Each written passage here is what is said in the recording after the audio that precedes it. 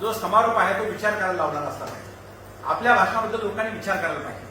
म्हणजे मी खूप जोरात भाषण केलं, लोकांवर टीका केली, टाळ्या मिळवल्या आणि घरी जाताना लोक विचार केले की शरद बुट्टे पाटील काय बोलले भाषणात.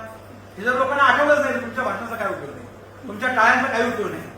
तुम्हाला शरद बुट्टे पाटलांनी जाताना काय दिलं, सत्यवान साहाण्यांनी कुठली उदाहरण सांगितली, हे ज्यावेळी आठवेल त्यावेळी ते भाषण प्रभावी आहे. त्यामुळे तुम्ही लोकांसमोर बोलणार, तुमच्या भाषणावर चर्चा व्हायला पाहिजे नंतर गाडीमध्ये की हा मुद्दा त्यांनी चांगला दिला, हा विषय त्यांनी चांगला मांडला, हे तुम्हाला चर्चा करता आली पाहिजे, तुमच्या स्मरणात राहिलं पाहिजे, त्याचं उदाहरण स्मरणात राहिलं पाहिजे, तेव्हा ते भाषण प्रभावी होतं. काही लोक खूप टाळ्या मिळवतात, एवढ्या टाळ्या मिळवतात, घोषणा मिळवतात, पण लोकांच्या काही लक्षात राहत नाही. सकारात्मक आणि विधायक वक्तृत्व हे काळानुरूप कित्येक लोक त्याचं अनुकरण करतात. म्हणजे लोकांना पेटवणं सोपं आहे, लोकांना भाषण करून पेटवून दंगली घडवणं सोपं आहे, पण विधायक लोकांना कामाला लावणं, एकत्र आणणं, समाजसेवा करायला लावणं, गरिबांसाठी काम करायला लावणं हे वक्तृत्वाचं कौशल्य आहे. आणि म्हणून आपलं वक्तृत्व विधायक असलं पाहिजे, लोकांना जोडणारं असलं पाहिजे, उभारणी करणारं असलं पाहिजे. आपलं वक्तृत्व नकारात्मक नको.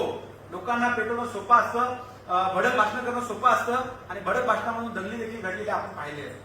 आणि म्हणून त्या ठिकाणी तुमचं भाषण विधायक पाहिजे. लोकांना तुम्ही काहीतरी ज्ञान दिलं पाहिजे तुमच्या भाषणामध्ये, तुम्ही लोकांना काहीतरी माहिती दिली पाहिजे. म्हणून माहिती प्रचंड